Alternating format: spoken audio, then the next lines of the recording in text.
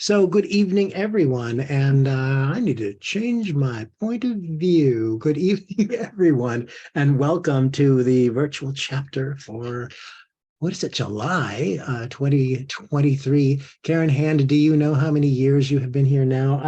I meant to make a fuss about that because I think it was an anniversary for you, like 6 years or something. That it just blows my mind. Amazing. You realize that today we should celebrate for something. Today should be a holiday anyway. You know what day it is, right?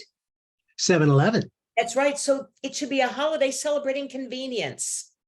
Oh, get another holiday right on the calendar, right there, every 7-Eleven. Yeah, well, thank heaven it's 7-Eleven. I was really thinking this morning that just to celebrate what lucky people we are to be celebrating another 7-Eleven up here in the North Woods, enjoying the fresh air coming off the beautiful lake.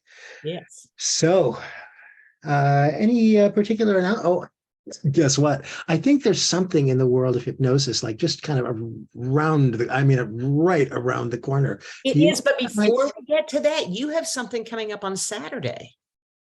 Do you not? I do. Aren't you speaking at the HEA? Well, that's actually Friday night. Oh, okay. I'm sorry. Friday night. I got my dates. Friday evening. What an outrageous thing. The Hypnosis Education Association has an online thing that it does like this. And it is, however, for members only. But this members only series, the cool thing about it is it hardly costs any money to join the AGA, right? It's like $50 or something, and it gives you access to all of these online events and stuff that we do throughout the year. And then we have some freebie ones as well, of course, and our local deals. So my intention was to do a commercial for the AGA, but thanks for opening up for that. Yeah, somehow or another they do this series a couple of times a year called Living Legends of Hypnosis or something. And you know who they thought was a living legend?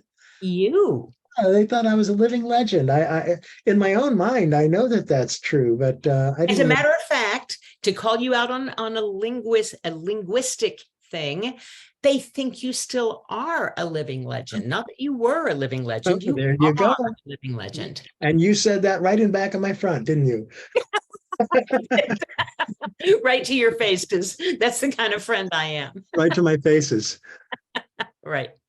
Okay. Well, it's lovely to be here.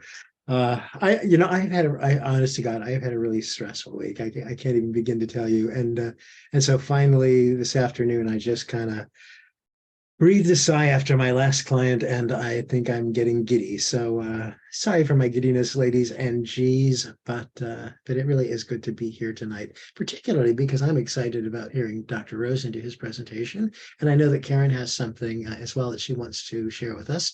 But before that, I think you do need to say about this thing that's just around the corner. Yes, there's a thing just around the corner. It's a little bitty thing that doesn't even get a whole lot of attention. It's called HypnoThoughts Live. Maybe you've heard about it. It is probably the world's largest, most diverse hypnosis conference of the year. And it is coming up next weekend. I'll be leaving next week for it. I can't wait.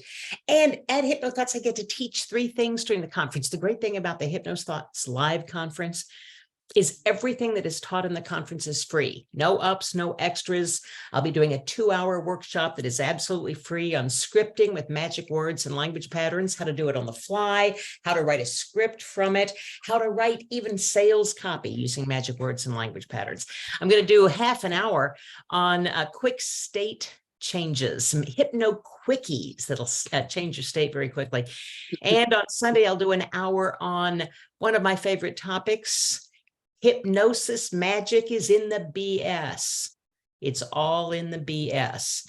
Many of you already know that means in the belief system. And as long as we learn about the belief system, we're going to learn about our client. I'm also going to do with Sherry Gilbert, who Michael was with last night out in Phoenix. Sherry Gilbert and I do a workshop on metaphor magic, the language of the mind. And we do that the 25th and 26th post-conference. By the way, if you find yourself in Vegas and you didn't register for the conference, you can still register for that 2-day workshop, Metaphor Magic, and do that 2-day workshop with us. Metaphor is just a phenomenal thing to use in change work. So that's my pitch. After that, we've got Mid-America Hypnosis Conference in October, and then the NATH, National Association of Transpersonal Therapists, in November, the second weekend in November in Virginia Beach, and I'm the keynote speaker. So join me in Virginia Beach. What a lovely time to be there in November. So those are all my pitches, Michael. Well, and I just want to double down on your Metaphor program because I think it's fantastic. So, if you get a chance to be there, anybody do, definitely do that. And I want to point out, Karen, did you know that change work is a metaphor? Yes. Yes, it is. Isn't that a fantastic thing to consider? So I think I have no other announcements. I have nothing like that. And I know that you do have something that you wanted to share with folks. It's the 7-Eleven holiday, the convenience holiday. I think it's all about fun. We do this little feature where we teach something or learn something or advance something or discuss something. I found something so cool that I wanted to share with you. Your favorite flavor of ice cream reveals very interesting things about your personality. You want to test it out with me just to see how accurate this information is? I really delved into the research on this. I want you to know. I have study after study. The two that I found most fascinating were done by Baskin-Robbins and Spencer's. Okay, you get the gist of my research, but let's play for a minute, shall we? So whose favorite flavor of ice cream is vanilla? Show of hands, whose favorite is vanilla? Dennis. And Carol, did you say yours is too? Is that a nod? I think it is. If it is, Dennis, I definitely want you to unmute. And Carol, if yours is vanilla as well, unmute as well. Because this is what your favorite flavor of ice cream says about you, Dennis. It says that you are more likely to be impulsive, easily suggestible, and an idealist. It's also, you realize I like vanilla bean ice cream. And so does that make it different from beans in there? Yes. It does. So are you impulsive? Occasionally. Are you easily suggestible? Especially in trance. And are you an idealist? Yes, as a matter of fact, I am. Isn't it amazing how your favorite flavor of ice cream reveals your personality? Now, if we go to the Spencer's research, this is what it says about you, Dennis. You're a low-maintenance minimalist, but you can also be impulsive at times to get what you want. You believe in balance and control and never stray too far from your comfort zone. Any truth there? Sounds pretty good. Yeah. Are you going to start a booth? No, I'm not. No way. I'm getting to a point here. Believe it or not. Anybody else in the room have vanilla as their favorite ice cream? Just give me a show of hands. Nancy, will you play for just a moment? Would you unmute for just a moment? Dennis, don't go away. Did that also describe you? And Nancy Brown, I'm sorry, Nancy, I didn't, it's Nancy Brown whose hand I saw. Did that describe you? Are you impulsive? Do you stay close to your comfort zone? No, those are two different things, I think. Being impulsive is not staying close. I never stay close to my comfort zone, but I'm definitely impulsive and highly suggestible. And the first one was, I think, more accurate. Wherever that study was from, they did a better job. Baskin-Robbins study. Dennis, what do you say? I was just saying Baskin-Robbins, and I was supposed to be muted. No, you said to keep. You're good. You're good. What I want everybody to notice is that Dennis was kind of going along with me on this. And yes, well, that's pretty close. That's pretty close. He didn't really veer off the point too much. Nancy came up and said, no, those are different things. This is, guess what, my friends? It doesn't matter what they say.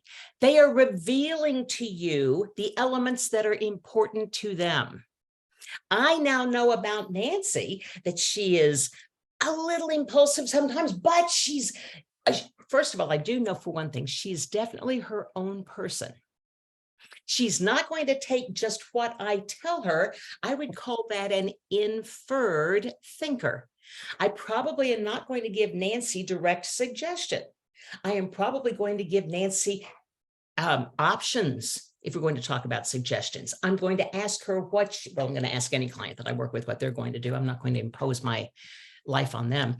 But did you understand, as we took these two different people using the very same language and listening to how they interacted with it, how we learned some things about each of them?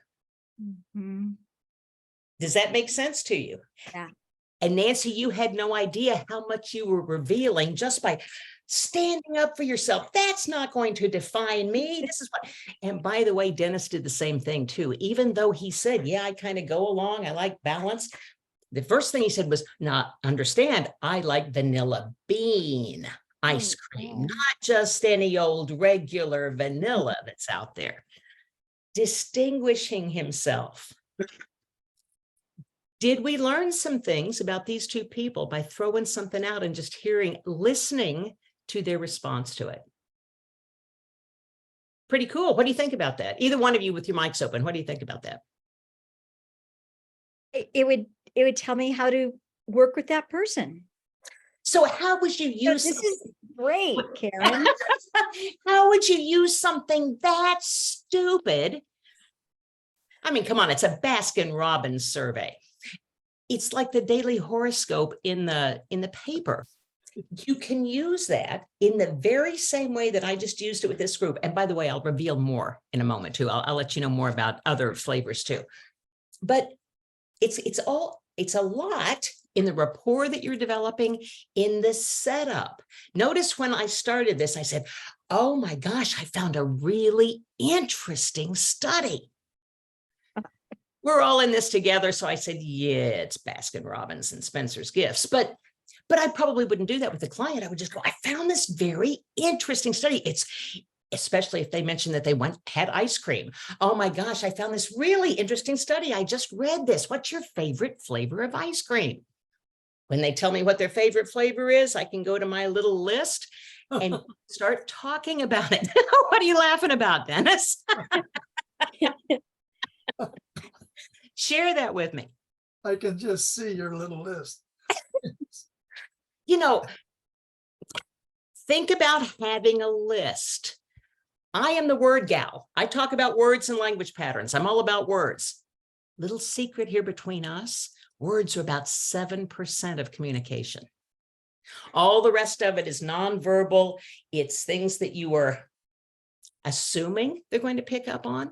If I have a list, if I have a client, by the way, let me grab this for you as to show you. If I were to have a client who said, I went to a hypnotist once and they had a whole book of the perfect things to say in any scenario, I would say, oh my gosh, I have such a book myself. It's the book of suggestions. So what is your issue? And I've got the magic spell book right here in my hand. Did that just add gravitas to what I'm saying? Because my client provided me the route into their mind, right? And so, Dennis, I have a list. Let me go to my list. What does that say non-verbally? I'm not making this shit up as we go. There's research out there. The horoscope says the same thing in the paper, doesn't it? Yes. Research in the stars. And then readers of the horoscope either super select themselves into what has been said, or they super select themselves out of what's been said. And all of it is so vague. And by the way, positive. For vanilla, it says, you're more likely to be impulsive, easily suggestible, and an idealist. And Nancy picked out right away, wait a minute, those things aren't even the same.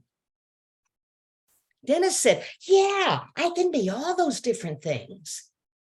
Either way, it gives us information from which to work because we've thrown something out there for our clients to chew on. That was to the gustatorial representational systems that are out there. Give your clients something to think about, something to respond to, something to open up about, even if they disagree with it, because now we're going to go back to the NLP presupposition rule. There is no failure, only feedback. You throw it out there, you process the feedback, and the feedback, whether it's in agreement with you or not, is very valuable information about how to proceed with that client, the inroad into that client. And Nancy gave me so many of her personal trance words and the things she was saying. I wasn't really taking notes, Nancy, because we weren't doing a session, so I didn't write them all down, but I know that impulsive got a big reaction out of you, right? Yep. And that you're going to do it your own way. So we learned a whole lot about her just by talking about her favorite flavor of ice cream. You can do it with color. You can do it with flowers. You can do it with almost anything that your client might ask you about or might come in talking about. Now, any of these things, just Google ice cream flavors equal personality, or reveal personality. And Google's going to spit out a whole list because somebody's already come up with that. And just look at the list, run it past the client. What do you think about this? Does this describe you? If it does, boy, do you have some great information. If it doesn't, they're going to tell you the information that you need to know.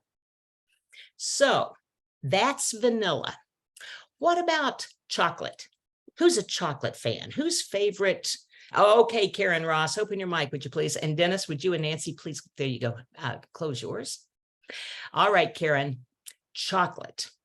This is what we know about Karen Ross already, because the survey says this is her truth. Let's see if it is, Karen. You're more likely to be dramatic, lively, charming, flirtatious, seductive, and just a little bit gullible. Is that you, Karen? I don't think so. Oh, I don't think so. I do have a tendency to be gullible, I'm afraid. you have a tendency to be what? I'm sorry, I didn't hear that. Gullible, the last gullible. And I'd like to think that when I need to be, I can be charming. But some of those other qualities that you listed in the beginning, I thought, no, I don't think that's me. So you're not terribly dramatic. No, Are you lively? Are you the life of the party? no, Flirtatious? no, Seductive? no. Okay, let's go see what the other research shows. Will it be okay? Sure. So the Spencer's Gifts research says your loyalty is unmatched. And I'm sorry? That is true. And you'll always be by your friend's side when they need you the most.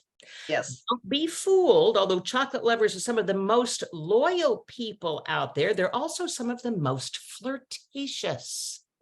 There's that word again. There is. Is there a hidden inner flirt that we don't even know about, Karen? If there is, I think I have submerged her. Oh, we might have to dig that up. But let's see what else. Having a good time is what it's all about. And although you have some strong opinions, you're pretty open to exploring new things. Your charm and fun personality get you plenty of attention, and you typically are well liked in any crowd. I would say so. So what about that definition do you think defined you better than the other? Oh, I think loyal, that certainly stood out to me. That while I have opinions, I certainly don't press them on people. I'm more to just kind of sit back and hear what other people have to say. And I'm curious, when other people say something that you don't disagree with, do you let them have that opinion? Do you try to change it? What do you do about that? Oh, I don't try to change it. I ask them to tell me more about that. So there you go, where it was saying you'll explore and learn new things. Right. Okay, do y'all see what I did? I was just asking her a couple more questions. And then when she said something, see, this was so right. Oh my gosh, isn't this fantastic stuff? I'm building rapport as we go. I'm working with what she's telling me. I'm listening to her and building rapport as we go by talking about some silly thing that we have off over here to the side. This thing that we have, the list, Dennis, by the way, the list is the dissociative part of what we're doing. All of the attentions, all of the information's over here on the list. I'm not saying it. So Karen doesn't have to get upset with me for twice now calling her a flirt. I didn't say it. I didn't double check it. It's on the list, right? So we dissociated the information so she doesn't have to really, in that little bitty discussion with Karen, a little bit gullible. We might be able to use that somewhere along the way. She's self-proclaimed charming. She's loyal. She's really there with her friends. She'll kind of just sit back and wait and let things happen. Those are some ways that we can work with her as we're moving toward a resolution. Make sense? No. I'm sorry? No, I was just going to say that's great. It's fun. It's lighthearted. And it's a great way that the client, by the way, goes into hypnosis without even knowing it, because nobody did any hocus pocus stuff or tried to test them or tried to convince them that they were hypnotized. We just are having a conversation about something silly. And so the client can easily fall into a trance that reveals things about themselves. All we have to do is listen. So thank you very much, Karen. I appreciate that. Thank you, Karen. Who's into strawberry? Anybody's favorite is strawberry? No? All right. I'm going to claim strawberry. That is one of my favorite.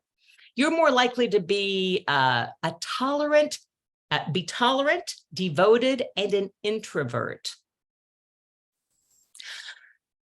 I'm not sure tolerant comes up first as someone is talking about me. I don't think that's the first thing that comes up. Devoted, I'm very loyal. Karen, I think that's our thing. I think Karens are loyal. And half of me is introverted. That's true. So just throwing that out, you can learn some different things about me as I talk about it, as I talk about the various angles of that. Cookies and cream. Let's look at this Baskin-Robbins because it's short. Mint chocolate chip. If your favorite flavor is mint chocolate chip, you're more likely to be argumentative, frugal, and cautious. Wouldn't it be fun to have a client who says, well, I'm not argumentative? I can just hear that happening. The point, and if you want this, we don't have to belabor this too much more because you definitely get the point. In the Baskin-Robbins survey, we've got vanilla chocolate, strawberry, mint chocolate chip cookie dough, pralines and cream, Jamocha or coffee, chocolate chip, rainbow sherbet, and Rocky Road. Does anybody have a flavor that is their favorite that is not on that list? Raise your hand real quick. Michael, what is your favorite? Salted caramel. Oh, salted caramel is not on here. Butter pecan, would that come close to salted caramel? It's pretty close. Or would pistachio come closer? I think the butter pecan is closer. Well, you're a total people pleaser, Michael. Well, maybe. That's not even his flavor, by the way. That's butter pecan, but it's not the one you mentioned. You always consider the feelings of others, and you're always very conscientious in any situation. Your empathy and general listening skills make you a great friend, and you tend to get along with nearly everyone you meet. How does that sound for you? It sounds pretty accurate. You might have to change your favorite flavor to butter pecan. That's what that one is. Okay. Here's the point. The information that you have, whether it's a horoscope, whether it is a tarot card, whether it's a list of ice cream flavors, all of these things are are a sort of metaphor. You're using something, one thing, and saying that equals something else. That is like something else. You throw that out there. You don't have to throw it out as this is absolute fact and you have to conform to what this list says to you. You throw it out and say, wow, this is what the list says about you. Is that true? And your client will reveal things that they don't even realize they're revealing. Yes, that's true. Then you know, absolutely, that's not true. This is more me. Woohoo. Are you already in the session? Yes, you are. So this is fun because it is, it's summer, it's ice cream season. Unless you're in Australia, then it may not be. But for most of us, it is ice cream season, and it's a fun thing to bring up with your client and an interesting way to get into a conversation with your client or with a group.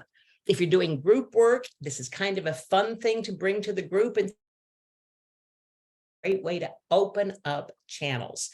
If you want the list, I could send it to you. Email me, Karen@KarenHand.com, and I'll send you the copy that I ran, or get your own list by going to the Google Goddess and just asking her, google.com, ice cream flavors reveal personality traits, and she'll give you a whole bunch of them, or any other kind of thing that you want to have handy to work through. It's a fun way to work with your clients and to gather information so that you can go down the road to success. All right, that's our ice cream flavors. And now, to the main event. Michael. Oh, Michael, you're muted. Hold on. You're muted. There we go. Dr. Eric Rosen is the main event, but Michael's doing the honors of the introduction. Yes, well, exactly right. So I wish that we had drums and bugles and stuff, because I'm really excited about this evening and having Dr. Eric Rosen here. I have known Eric now for maybe longer than I realized, probably 10 years, maybe 12 years, something like that.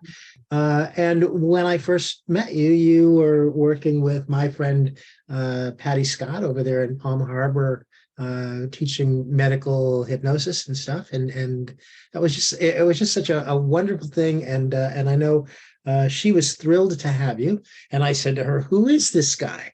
And now as I look at, I have your biography here in front of me. As I look at it, it's like, my God, there is so much to say about you, and I'm going to let you say a little bit of it as we chat to you in the opening segment here. But the short version is Eric has been a licensed psychologist with over 30 years professional experience working with adults, couples, families, and children. He is a former associate professor and now an adjunct professor with the Florida School of Professional Psychology at the National Louis University in Tampa, and he holds practice with family psychological associates of Palm Harbor. He has received IAC's Educator of the Year Award in 2018, and he continues to teach hypnosis with Patty Scott at the Hypnosis Institute. So, Eric, we are thrilled to have you here. Welcome. Oh, well, thank you very much. It's a pleasure to be here. And I feel the energy in the room. It's so neat to be with like-minded folks. My work with Patty, I have to give her tremendous credit because it's been a growth experience for me. And mostly because I find the blending of professional therapists that are working, that have licenses, and also certified clinical hypnotherapists, that there's a unique contribution and a collaboration that can occur working with professionals. I consider it an interdisciplinary team, and the expertise that you all have, I am so glad that you're out there helping people. What I always describe is that I think you're all guardians of hope, because I think what you do is help to preserve people's sense of wholeness, and the beliefs that you all carry. It helps people discover their best selves. And that's why I'm always honored to talk with you about this, not at you. And in fact, the opportunity tonight to, when Michael said, hey, would you like to chat about some things? And I had an opportunity working, I love working with Patty and also being able to provide this collaboration and chatting. And in April, there was a HEA conference, and it was held over in my neck of the woods, over toward Clearwater, near I'm in Palm Harbor, right near Tarpon Springs, and I gave a talk where we talked about medical possibilities with clinical hypnosis. And so some of what in talking with Michael that I wanted to talk about with you tonight is to hear more about your experiences, and then also to bring into that some different thoughts that I hope can be a help to y'all, and what I can also learn from you all. By the way, As a point of departure, I wonder if you might just share a little bit when we think about use of hypnosis for medical issues. What kinds of life concerns do you all work with that may fall under the umbrella of medical problems or medical issues? Feel free to jump in. I'm going to toss out IBS, Crohn's. I've worked with someone who had neuropathy as a result of chemotherapy. And doctors said she would probably have that the rest of her life. And we were able to get rid of it. I have worked with a client that had stage 5 kidney failure, doing dialysis twice a day. I work a lot created a with program, diagnosis to resilience for dealing with a cancer situation. Nancy Brown. surgery prep, helping people set up for a very successful outcome. And my dog wants to talk to me. Yeah, and that's my favorite. Hey, get off the keyboard. Sorry about that. Go ahead. Anybody else? I actually got called in a couple of weeks ago to work with a woman in a hospital who was her third or fourth hospitalization, I guess, with a cancer that was just absolutely devastating her. And she was in such agonizing pain. And finally, these people thought, gosh, maybe we should call a hypnotist because we haven't had anything else that's been useful. So there's that. Oh, Yeah. hello. Also, end of life stuff. I've really been able to use the hypnotherapy with that. That's medical, right? Yeah. I Absolutely. would even say weight loss and smoking cessation can border on medical hypnosis as well, right? Absolutely. I mean, I would have to turn that over to Dr. Eric, but I'm asking. I did a preset. Oh, sorry. Go ahead.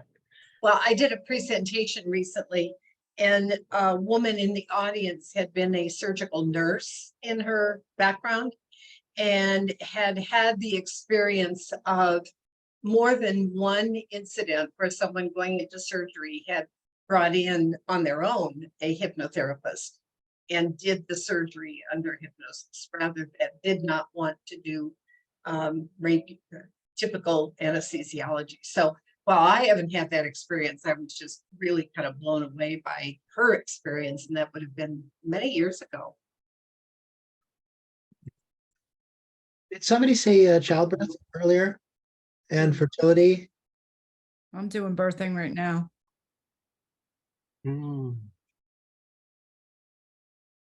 You appear to be doing it pain-free, Brenda. I am. I just hypnotized myself so well. Because I like strawberry cheesecake ice cream and you never said it. In that case, when you pull down the list, combine it and make it up yourself and throw it out. It works just as well. Perfect. Thank you. Well, what I'm hearing is that it's wonderful to hear that you're helping people with parts of their lives that it's interesting to me that when we think about medical issues, I think for many clinical hypnotherapists, it scares them. I think it sometimes becomes something where it's like, well, I'm not going there, as opposed to what I think that you bring is the opportunity to help people to change their sensations, to be able to create some hope, to create more control, to create relief. Some of the things in the areas that we'll get into talking about is that you help people to cope better. And a lot of times, I think when we have medical issues, we have beliefs behind them. That a lot of times when we talk about changing the belief systems for people, which then helps change behavior, that then creates inspiring for people. They feel that they can do something. Because one of the, I think the core elements with many medical conditions is it happens to you. It's not something you ask for. It's gee, I'd like to have high blood pressure. I would like to have headaches. I'd like to feel dizzy. I'd like to feel more frail and weak and helpless. And I'd like to also worry about my mortality. I mean, it's like when you think of medical issues, there's another piece of this, which is unfortunately a lot of I always tell people, and even the folks I work with, you know, I'd have more hair if not for the genetic lottery. And I probably could thank my father, I could thank him, I could thank my grandfather. In other words, I could probably go back in history and say, yep, it's just one of the different things that I ended up with. And so what ends up happening is when we have medical conditions, I think it's like a rear view mirror. You know, like when you sit in the car and you look in the rear view mirror and then you can look backwards. I think medical conditions do that. We can't help but look back at family and history and what happened to different people in our lives. Why? Because medical conditions tend to repeat themselves. It's part of that genetic lottery issue. And so what happens if, and when I work with folks, I see this. In fact, when I look at my own family, I see this. It's like, so I'm talking to somebody about, yeah, they're having high blood pressure or they're having diabetes. And then the history starts to come out that they had a parent that was a double amputee. They lost both their legs. And it's like, whoa. That kind of rear view mirror is something, if they haven't lost their legs, you can bet that's in the rear view mirror. And so now we're also dealing with feelings of fear and that loss of control is, I'm going to control this. And what happens, there are medical conditions that even with medication, even with exercise, even with following regimens, it introduces uncertainty. In other words, it gets to the core feelings that we have, the beliefs we have about ourselves that then tie to what has happened in our history. And all this is encapsulated when someone comes in and says, you know, I'm hurting here. Can you help me with this? So if we focus on the different ways we can help people, what we may sometimes do is, yes, we can try and create the outcome they're looking for. But what happens if the outcome they're looking for, they haven't told us? And so I wonder if what we're really speaking to is the beliefs people have about the illness and how it's affecting them. And what are the fears that they have about this?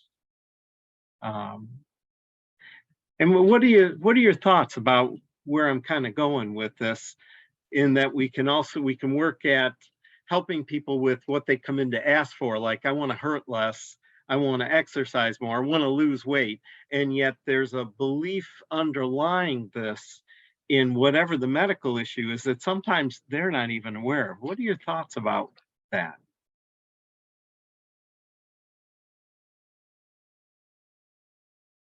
Well, I'm thinking we better uncover that belief system so that we can help with that. That's where the change may have to begin. Yes. And sometimes helping people to get to whatever that belief is, to understand it, it may not always come out immediately. I'd like to give a couple examples with people that I've worked with, if that would be a help to you to kind of expose this.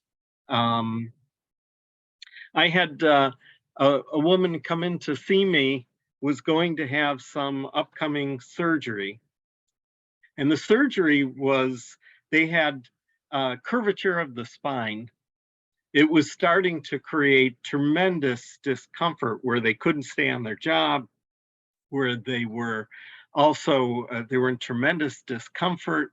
And so they were really petrified about this surgery that was going to take place over 2 days, where they were going to have to, I mean, the graphic details of having to insert a rod, cut you open, and then insert a rod up your spine and straighten everything out, and have to learn to walk again, basically. And there could be paralysis and how it was going to affect different motions and so forth. So you had all these feelings coming out about, oh my gosh, I got this surgery coming up. I find it invaluable when I meet somebody and they're talking about all this, the pre-talk of them hearing that someone can compassionately listen to what, my goodness, this sounds like an awful lot of what you're going to be looking at. Tell me more about this. And how do you feel about it? And what is it that you're looking at? And what might you be facing? And for someone to feel responded to with that kind of empathy that isn't judgmental, it's not patronizing, it really helps them. You're creating a sacred space for them to talk about things that I would guarantee that their physicians don't often do. I mean, if you think about it, physicians, you know, with how managed care has changed, and this is not a slam on physicians, they have to be so task focused on getting the information and coming up with a plan and then move you forward. They don't have time to sit like we might do to be able to find out, what is this about for you? And my goodness, how is it affecting your life? And so in this conversation, what was coming out, and it's interesting, I would like to suggest to you that when we're talking with people, we have biases. We don't always register that we have them. I would even say that we even have professional biases. So someone comes in and they're going to have this surgery with, and basically this woman is telling me these graphic details of how they're going to open up her back. And I have to tell you, my first inclination was, oh my gosh, this is going to hurt. Like, what is, like, that I can't imagine what this recovery has got to be like. That was, and I'm going to share this with you. That was my bias. And how did I know this? Because as I'm talking with her, I'm also trying to find out, well, you know, have you been through surgeries before? Is this your first time? And she says, no, I actually started having surgeries when I was 4 or 5. And I said, well, can you tell me about those? And those surgeries were not about her back. It was about a skin condition. She was born with some type of skin condition that caused a discoloration. So it meant continual surgeries to be able to change the pigment of her skin so that she could blend in and feel that she was accepted by other people. And so she grew up with these repeated surgeries and told me about it. And the first time that it happened, being age 4 or 5, waking up and mom wasn't there. Like, this is powerful, just hearing this, that the meaning of this, my first inclination, well, this has got to be about the fear of having this surgery and pain of this, maybe worrying about having paralysis and so forth. And what, excuse me, what came out of it as we talked more and more, excuse me, is that she finally was able to talk about her biggest fear was not waking up. That was the fear that she had about this. And had I not had a conversation where I spent time being able to ask about what was your experience before with this and how do you feel about what's coming up and so forth, we wouldn't have gotten to this place where that was really the message of what she was coming in for, was to get in touch with the fear. And so what it helped me to look at was using some scripting that could give her hope. I couldn't promise her that she was going to wake up, but if she could come to terms with that deep inside of her, there was an inclination for her to believe that and it also came out of, so tell me, where does your confidence come from about this? And she said, well, I really trust my doctor. I really believe I'm in really good hands. So it sounds like you have tremendously positive hopes. And where do you get most of your strength to hope? And what came out of that was the love she had from her husband, that she really was feeling loved by this person. And she said, and I just want to know, when I wake up, I'm going to see his face. And so the kind of images that I could bring forward in trance, because that's what she was asking for, was to get in touch with this hope that she could wake up and see her husband's face. And really what she was coming in with was for me to hear her belief system and to make use of it in a way that wasn't when you go and when you're in the surgery, you'll wake up and see your husband's face. That's not where the scripting was. The scripting was in giving permission for her to believe in what she needed to believe in to get her through this. And so the reason I'm telling this story is that I think the belief that we have about what we're going to be facing and even about medical conditions is so powerful. That's where the hypnotherapy can target what I believe is really going to help people. I had another person who, this person came in to see me, was referred by the primary care doctor, who actually was my primary care doctor. So I go to him, he knows I'm a psychologist, I do hypnosis. So he sends me this woman who had cancer. And it was the third time having cancer. And she comes in to see me, and the reason was because she had been on a feeding tube. Because of the oncology treatment, she had lost her sense of taste and her sense of smell. And so because of that, she ended up coming in and she hadn't been able to taste food, and she really wanted help to be able to get to a place where she would feel that she could eat again. So she comes in, and my first inclination was, and again, I think it was a bias, but it actually opened a door. I said, well, I believe we could use hypnosis to stimulate some of the things that you'd like to taste again. And so we had that conversation. What are some things that really just make your heart feel warm, that make you feel like you're alive?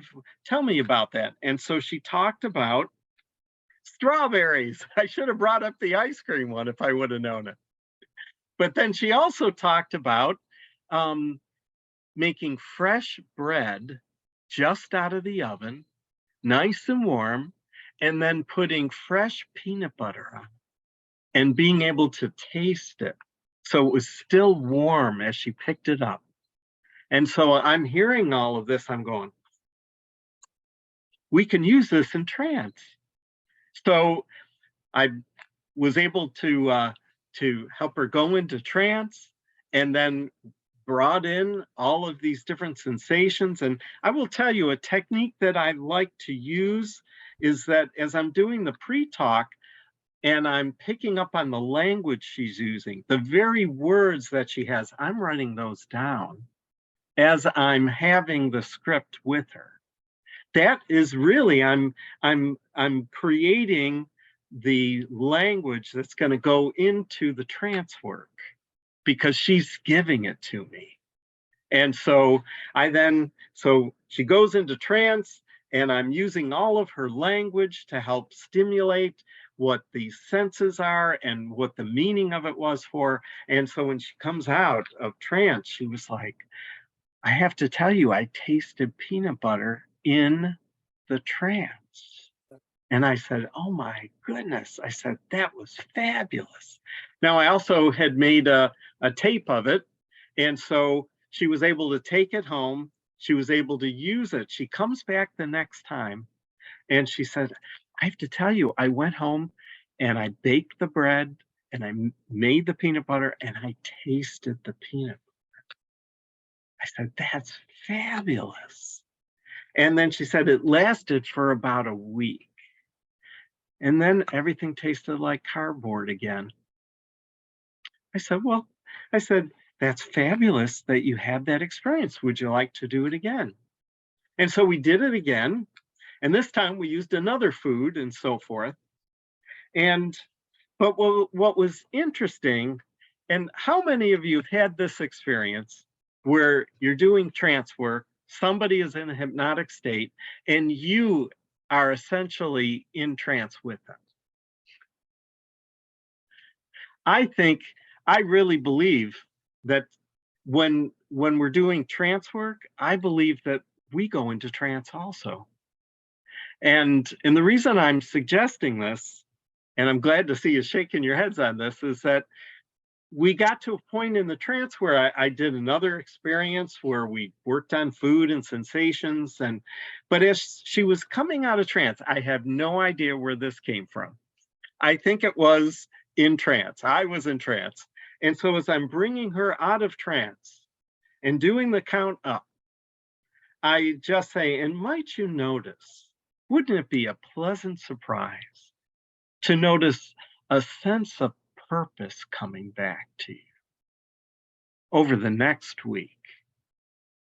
And I have no idea where that came from. I don't know why that came out. And so it's on the tape. She goes back home. She said, I have to tell you, I listened to that over and over again, and something changed for me. And I said, what? Well, what happened? She said, you said the word purpose. And so I said, well, tell me about this. And so we start to have that conversation. And what came out of it was that, talk about meaning of illness. She started to cry.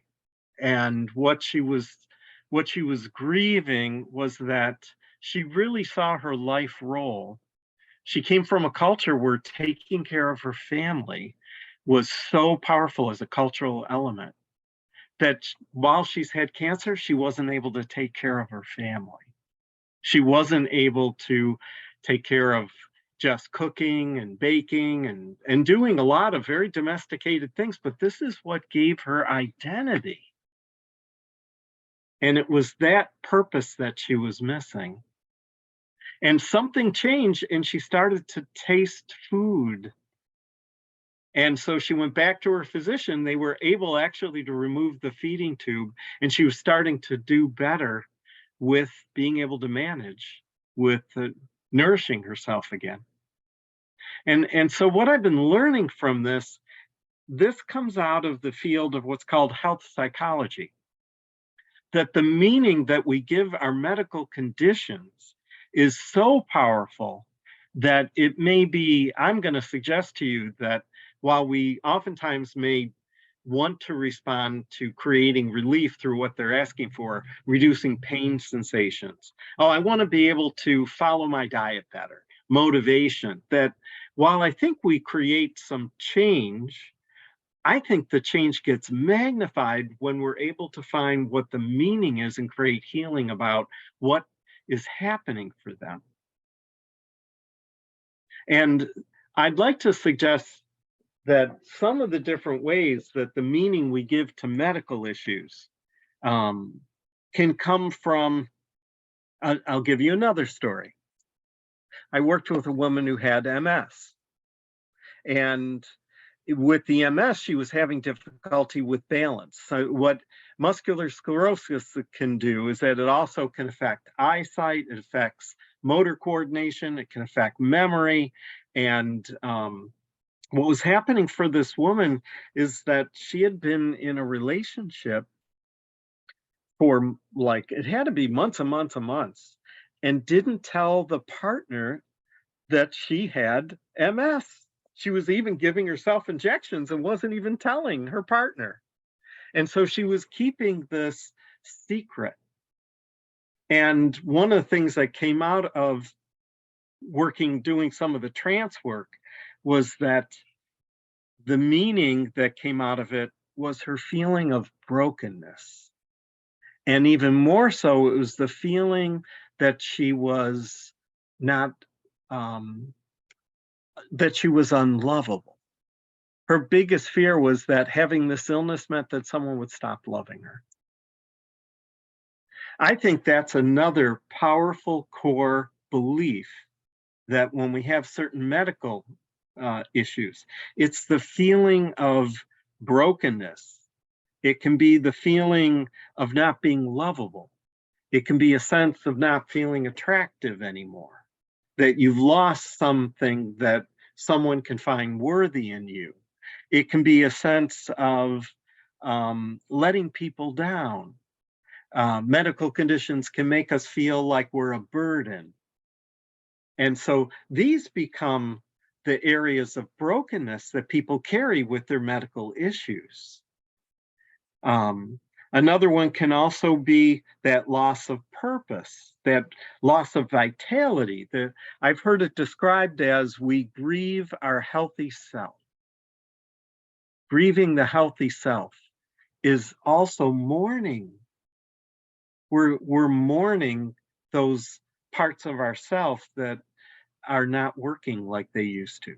So hypnosis can definitely find where are those places where we can re-energize a feeling that you still matter.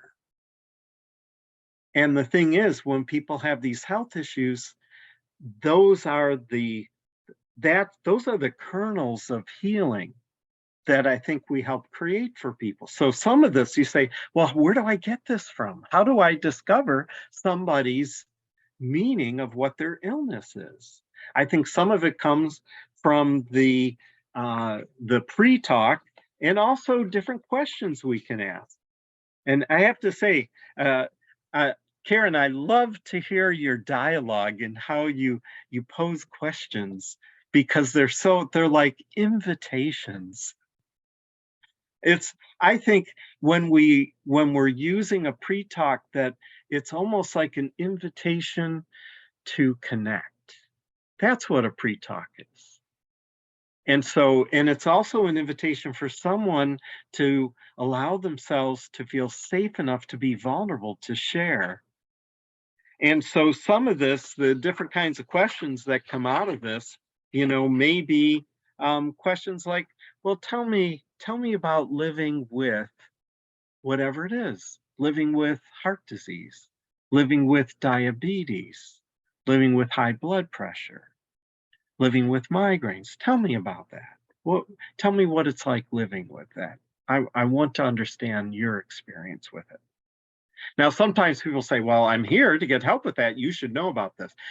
And that can be because we've touched a vulnerable chord. So we don't want to go, oh, I'm sorry, I shouldn't have asked you. No, it would be a way to respond to that would be, and I want to hear about what your experience is, because it matters to me. Because sometimes people will challenge you, but what they're really doing is saying, this is hard for me to talk about. Mm-hmm. Another part can be, well, what is the hardest part? What is the worst part of this for you? That gets at the meaning of what it is that they're really wanting help with.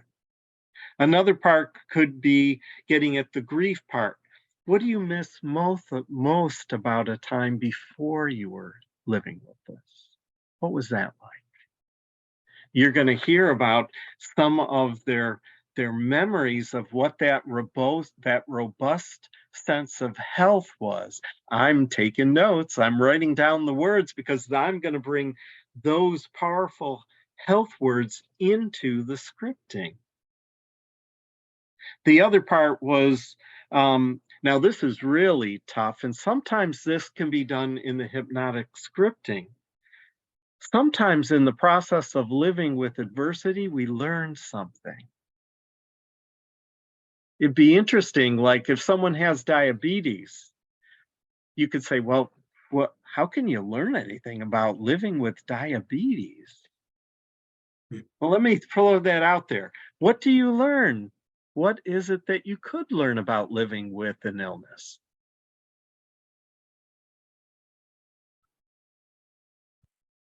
Learning to love yourself so you take care of yourself better and eat better food and doing everything that is appropriate to manage the diabetes.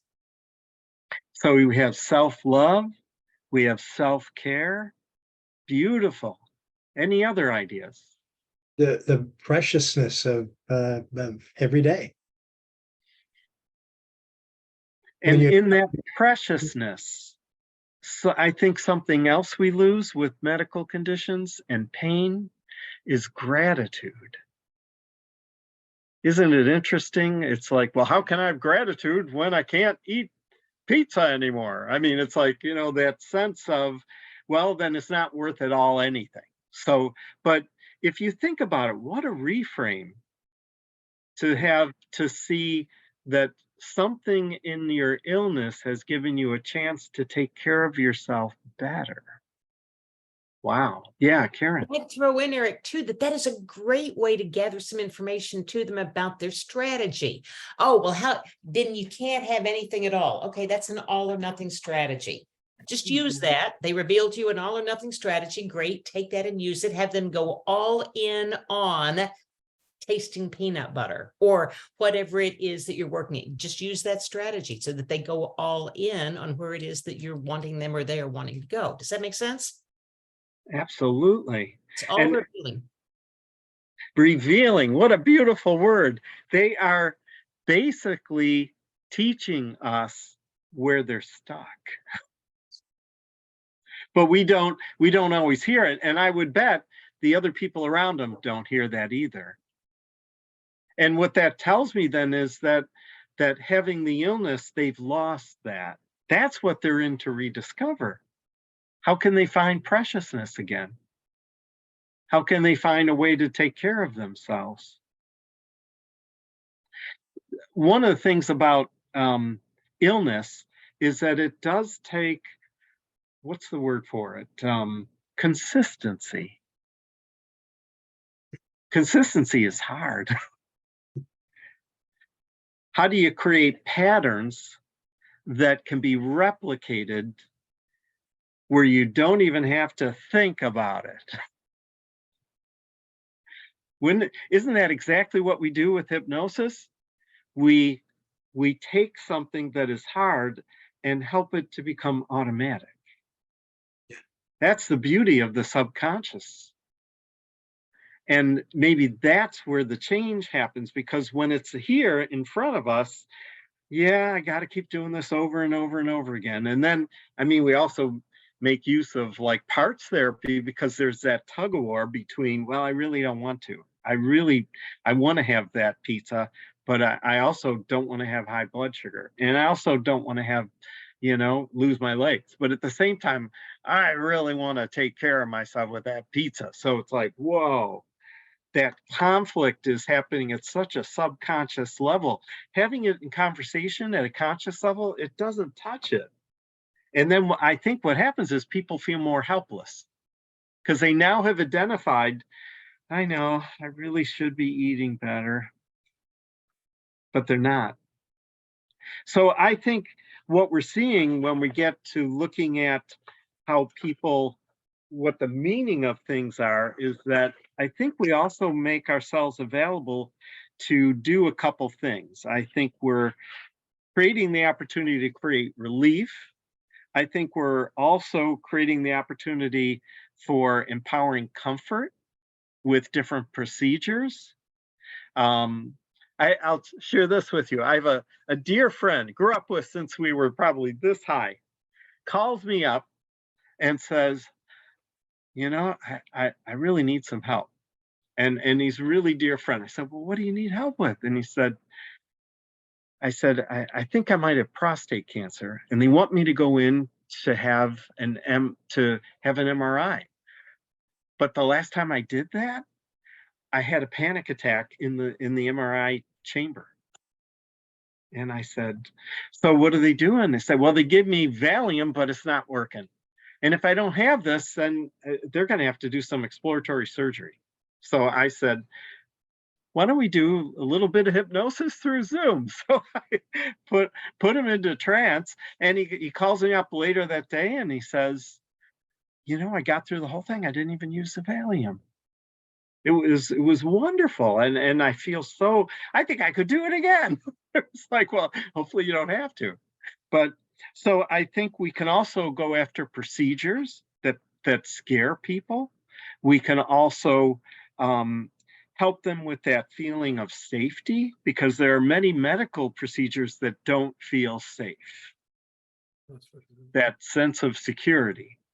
The other part is being able to create a sense of relaxation. One of the things when people are dealing with pain or they're dealing with fear, that they are like this all the time. It's fascinating to me that when people go into trance and they frequently are dealing with these medical issues, and when you bring them out of trance, they say, I haven't been that relaxed. I can't remember one. There is something tremendously healing about letting the mind and body relax. In fact, that's a really important part of trauma work. In fact, there's a famous book, Bessel van der Kolk, The Body Keeps Score, that basically talks about when we go through traumas, our body remembers it exactly in places that are not conscious for us. The other part I'd like to suggest, which is another area besides working on comfort and meaning and helping people with relief, preparing for surgeries, for procedures, all these become target areas that you can help people with, is medical trauma. It's amazing to me how many people have had medical procedures where they are traumatized by it and they don't talk about it. Different procedures that people go through where they're probed, and I'll tell you, I worked with someone years and years ago, and it still haunts me. They talked about going in for a procedure, and they were scared to death about the procedure, and they needed the procedure because it was really life or death. And they ended up with a panic attack. And so the physician said to them, if you don't have this procedure, I'm going to, whatever state they were in, they were going to involuntarily put them in a psych hospital because they were scared to death about having the medical procedure that they needed. I mean, where's the humanity in this? And at the same time, that was medical trauma. How many kids go through this? I mean, I'm going to throw in some other things. I also work with people with different developmental disabilities. It's amazing to me that those folks with lower cognition or Down syndrome and so forth, they basically are tying them down to do medical procedures without even sedating them. I mean, so imagine the trauma that the parent feels watching this happen. Yes. Another area, Eric, you're bringing up that we can help people with is, I worked with someone recently who was traumatized by having to hold her child down. Her child had broken her leg, and she had to hold her 3-year-old down while they adjusted some things. She was actually in a very poor hospital, obviously. Interestingly enough, the child, who is now an adult, doesn't have a memory of that, has different memories of that event, but not that one. But the mother continues years later to be traumatized by having to do that to her child. So there is another area that you were talking about. I see Janet nodding. I'll bet you have seen that come up in hospitals and things. So interesting, Eric. It hadn't even occurred to me that, yeah, that is medical hypnosis. Yeah, I had a client who came to me, which I would have interpreted it way differently. She'd completed her cancer treatment and was going to have her implanted port removed because she no longer needed it for chemo. She was so super anxious about that removal, which I would have thought you should be delighted and elated. That just is a great sign of moving forward in your healing. And she was scared to death. So I, had to do a lot of anxiety and protection and all of that around having that removed. In whatever cemetery her body was resting in. I'm sorry, I heard someone in the background there. I think it was a television. Oh. I think not only people going through procedures, but watching someone go through a procedure is traumatizing. If I can add, I was you're really making me remember this in a way that's nice because of how it connects to what it is that we do as hypnotherapists in the world or in the community. I was living in San Francisco at the height of the AIDS crisis, and people were just dying everywhere. And in my small little, I was a member of an Episcopal church that had a congregation of 150 active communicants. And in one calendar year, we had 27 AIDS-related funerals. Mm-hmm. And the thing about this period was the way that the community responded and mustered and created supports to help one another through this difficult time. Mostly they created resources, of course, for patients and people with AIDS. But what grew out of it was I was working through the church, actually doing a support group for friends and lovers of people with AIDS, because we discovered that, the very people, the families are also the ones that are doing all kinds of heavy lifting and are being not only traumatized in the sense that, like if you're in a car crash or something, but the car crash just wasn't stopping. So this extended period of anxiety and challenge and grief was just the most. It was like living in a war zone, I swear. But I'm really, in retrospect, just really proud of what it brought out of the community.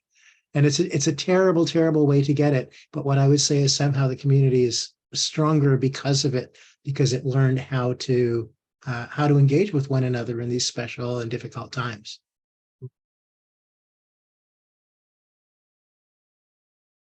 Sometimes what people don't, it's really hard to see it and you can't tell someone it, but sometimes the experience of going through adversity does create growth. Yeah. In fact, there's a fancy term in trauma work. They call it post-traumatic growth, which means that that's what we're helping to create for people. Yeah. That somehow people can live with whatever they have that is causing distress, and they can find some ways glimmers, if not a way to see that life still matters. And that's what really helping people with. It's interesting, Eric, that post-traumatic stress disorder is one of the phrases, and certainly one of the less useful phrases, because quite frankly, as hypnotists, I think we need to understand that post-trauma is when the disorder isn't what's happening anymore. So I like that. Well, I think the different ways that we help people are to start where they're at and then see where they would like to get to that we can help them get to. And sometimes we see things that are strengths for them they don't see. I know it sounds odd, but someone who's been through umpteen surgeries, that means they have a lot of experience with surgery. Yeah. If you think about it, it's like that means that kind of person knows more about that process than the average person does. Kind of a strange way to reframe it. I just have to point out what you're doing in case anybody's missing it over and over and over and over and over again, reframing into something more positive, into something more useful, into something more helpful, finding a classic air quotes here, disability, right, as a skill. Oh my gosh, you acquired the skill of, that shows you have this particular skill. Yes, that's amazing work, Eric. And I think trance work is that it's a very delicate way to create change. Because if you try to tell someone, my goodness, you've been through 16 surgeries, you really know how to go through surgery, don't you? Someone would go, what? But in a trance state, it could be done in suppositions. It could be done in permissive language, that it can even be done through metaphors and through analogies and allegories. I mean, it's a way to say, wow, so change is possible. Even in desultory conversation, I think you can hit them with that. And when they go, what? There's a fusion technique that allows you a split second to install a suggestion or a free frame or a different idea. Mm-hmm. Instant induction. And then you solidify, for me, then I solidify it in the trance state or repeat it there. Mm-hmm.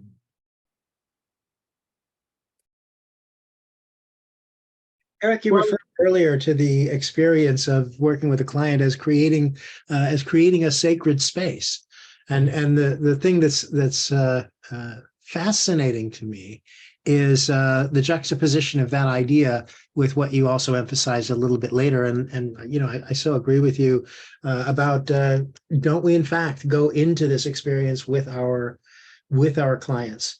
And that special quality of contact, quite frankly, I think is really 99% of the whole mystery of what it is that we do. And then incidentally in that process, they're open to, available to other considerations, other ways of thinking about and therefore reconsolidating their experience in a new way. Well, and I guess in closing, the last thing I'm always mindful of is scope of practice. And so everything we said, I think you're all available for this. I think you have the tools already. I think the mindful part is that we can't be trapped by offering something we can't. In other words, someone comes in and says, I'd like you to help me get off this medication. I can't promise that. Now, if it happens, wouldn't that be a nice surprise? But I wouldn't say, yeah, come on in. I can definitely get your medication reduced in half. You know, and I'm always mindful that whatever we're offering, it's a facilitative, integrative, complementary service, meaning that I'm not here to replace what your physician is doing. Because sometimes people come in with that expectation. I think that's a nice way to get sued. So always operate in your scope of practice. I never, even as a psychologist, I'm not giving opinion about their medication or about what they should do in terms of working with their physician. I'm going to address feelings, motivation, self-care, and also how to get at whatever those feelings are that can be reframed to create wholeness for them.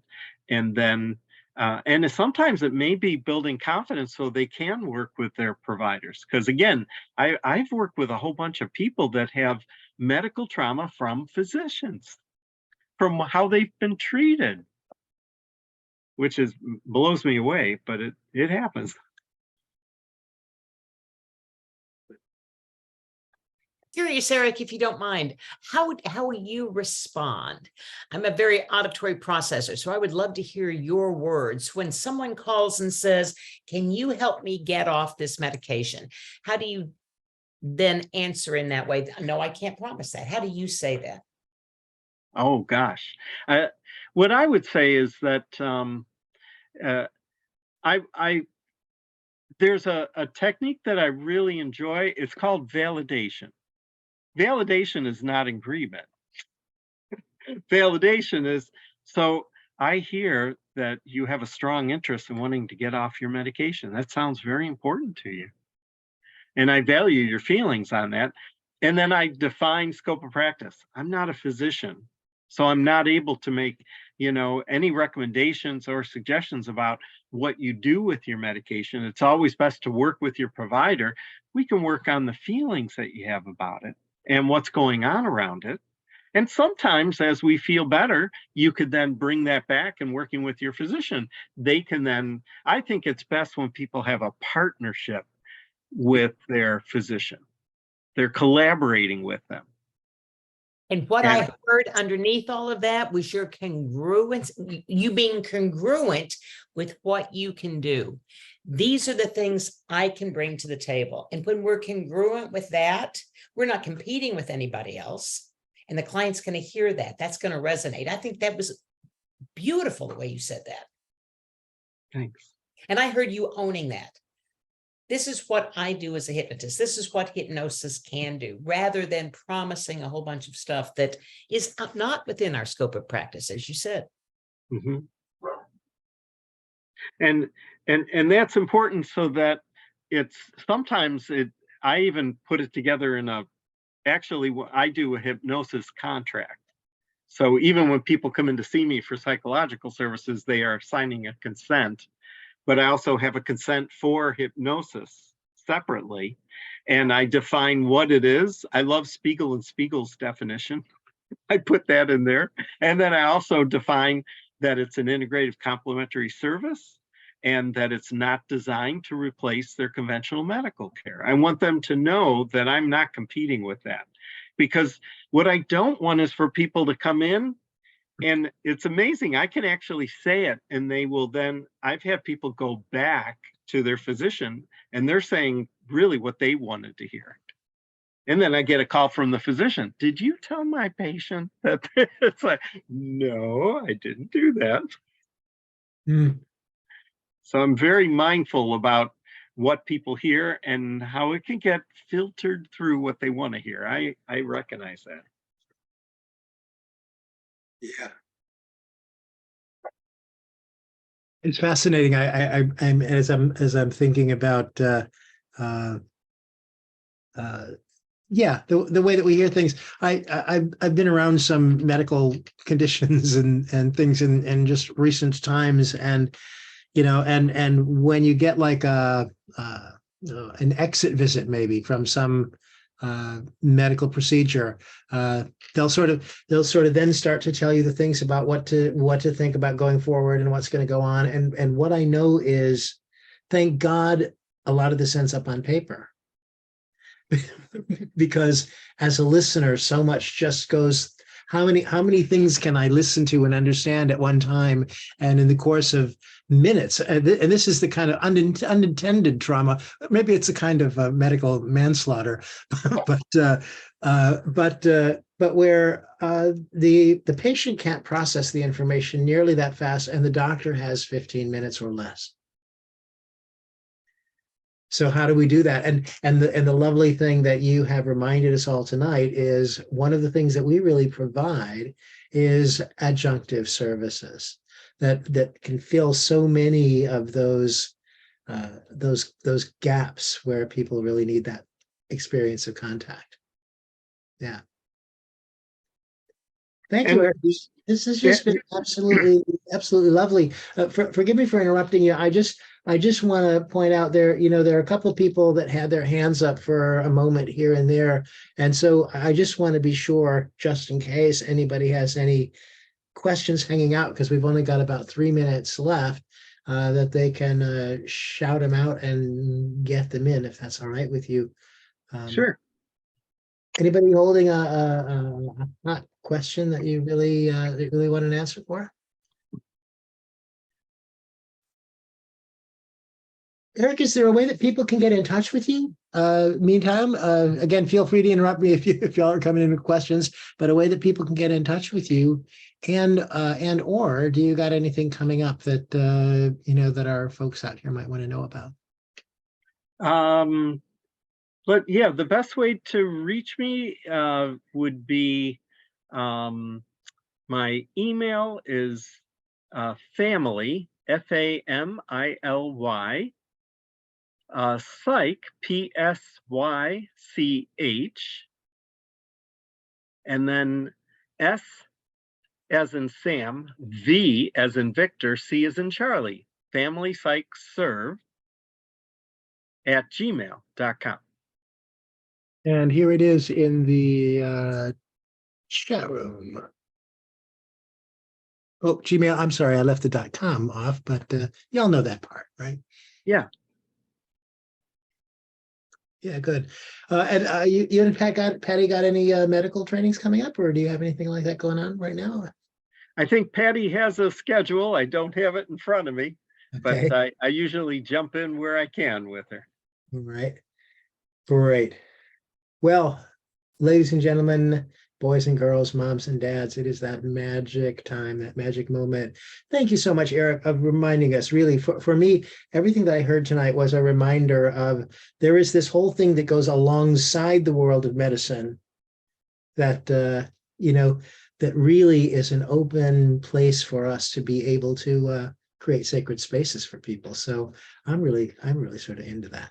It was lovely. And Michael, one of the things I think you pointed out is a doctor now can spend about 8 minutes with a patient and then they have to move on, something like that, less than 15 minutes. That's what the insurance company has imposed. We can spend, we're hypnotists. We get to set our own hours, whatever you spend, 50 minutes, an hour, 2 hours, whatever you decide. And boy, is that a valuable service. Yeah, and insurance isn't going to pay for that anyway. Right. And the client is sorry, just as much value out of it. I didn't mean to do that, but yeah. Okay. Well, it's been lovely. So now, Eric, we need you to just hang on there for one more moment, because what I am about to do as we sign off for the evening is invite our audience to open all of their microphones and in a great cacophony of love and affection and appreciation to let you know how glad we are that you were here with us tonight. So go for it, ladies and gentlemen. Thank you. Thank you, Dr. Eric. Thank Thank you very much. Thank you so much all for of your you. wisdom and knowledge. Good to Appreciate see it. everybody.